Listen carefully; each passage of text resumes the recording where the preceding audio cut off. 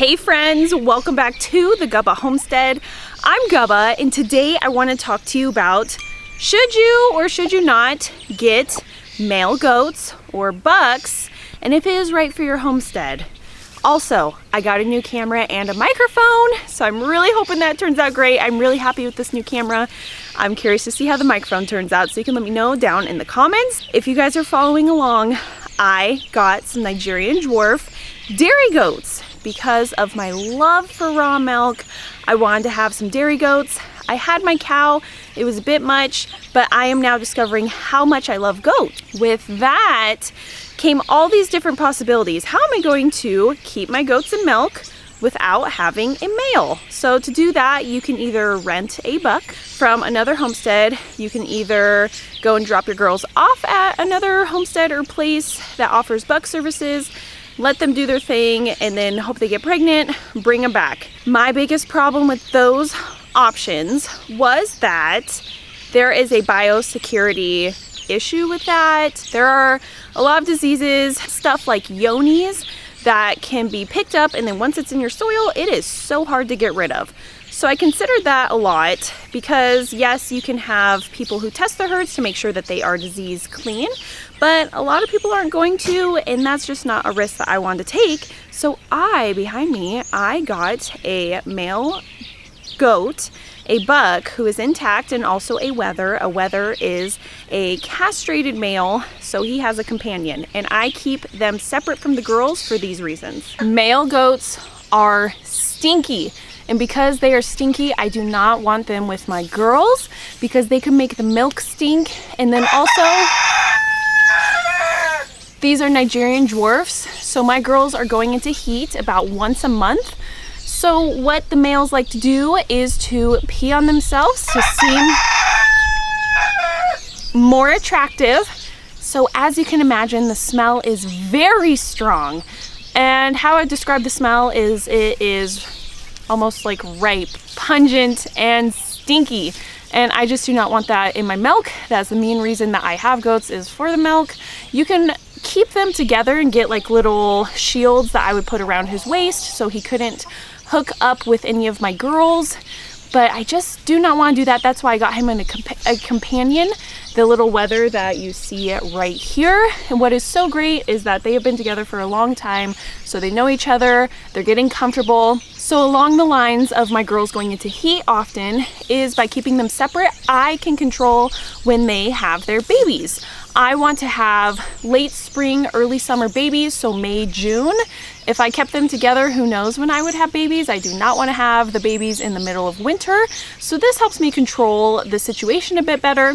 I also do not want to be going into the pen a lot with the males. The girls I'm super friendly with. I give them animal crackers. I go about the business with them. But these dudes, I just let them do their thing. They're wild goats. What I love so much about having my own buck is I do not have to worry about the biosecurity. Where I got him from, the place tested, they were a clean herd, so I know I'm bringing something onto my homestead that is clean. I spoke with another person who is inspirational for me in regards to goats, and they did a lot of goat rescues, and she said she brought in a goat that was not tested. It had 𝐚𝐿 and it was stuck in the soil, and they had to change their clothes every time they went out there, and it was just a disaster for her herd. So I want to be so careful of that. So that is why I just got my own buck. I didn't want to deal with, risking it with somebody who maybe doesn't test. Everybody swears that their herds are clean. You just never know. But again, the maintenance for them is pretty simple. The only thing that I really do different than the girls is I put apple cider vinegar in their water, which helps with their urinary tract so they don't get infections and other things. And I just love them and I admire them. If it is possible for you to get your own buck, I would highly suggest it. I just love so much about not having to worry about biosecurity threats, not bringing anybody on, taking my girls anywhere else. Because say you get something and then it's in your soil, do you know how hard that will be to manage? I don't want to deal with that. But obviously there are even issues if you have people who come over and they have goats. So just be aware of that. Your herd is an investment, so it makes sense to me to try to do my best to keep everybody enclosed and safe. The biggest deterrent for getting your own buck is definitely going to be the smell. I'm even smelling it right now as I'm making that video. And my girls were just in heat, okay?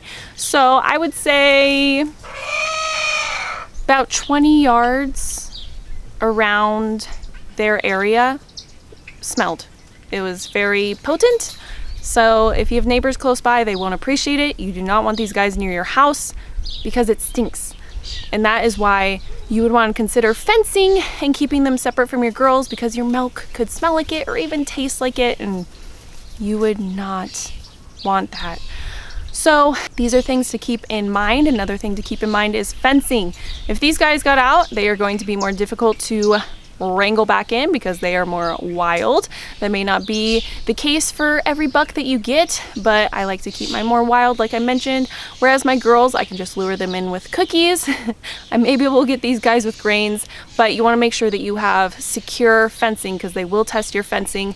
As you hear probably a lot about goats if you are exploring them, is fencing. And I actually just had my first goat escape through fencing, and I'll show you guys what I have going on with my girls. But I would recommend getting a buck. The downside is extra fencing if you want to keep them separate from your girls, the smell, and the cost. So feed cost. I have to now feed 2 more goats, but it's worth it to me. I don't want to get something in the soil that then is a lot more time and money to get rid of. Behind me is the new pasture that I have my girls on. I am rotating my goats because I have a lot of invasive weeds and grass. Well, grass is invasive, but grass that they can munch on, and pasture fed is best in my opinion. So I got some permaculture going on, rotating them. But I did have my first goat escape last night. I just have T-post and field fencing. They pushed through the field fencing. I didn't have it as secure as I should have. They got out, but I was able to wrangle them back in. But that is the main thing that I hear about goats when you talk to people about goats. They get out of your fences, and they do, and they can be a pain to get back in. So I redid it, and they will poke their heads through to just test that fence because the grass looks great on the other side. But yeah, I am rotating, and I'm gonna do the same thing for the boys as well, but I'm gonna work them in a different direction. I do not want them close or the girls getting tempted to break out and go see the boys, or vice versa. So that is what I have going on here on my homestead with rotation and my goats. As I am making this video, this girl just got out, and that's troublesome because she is the smallest. So I need to put her back in, and she's gonna remember that spot. Super naughty because she will encourage everybody else to get out. So I'm gonna go put her back in. Now everybody else is testing the fence, so let's get her back in. There you go. Now I have an extra spot that I have to go close up.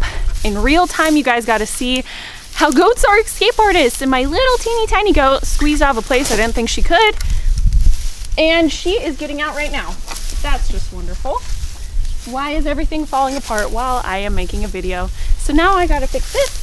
So I just patched up the fencing where they were escaping. So you guys got to see again in real time that they will take advantage of any hole in your fence. So you just got to watch out for that for your bucks and your ladies, especially the little babies, because they will squeeze out of anywhere. I appreciate you guys watching this. I hope that's helpful for you in your homestead, that you enjoyed this video. So don't do anything a Gubba won't do, and I'll see you guys next time. Bye.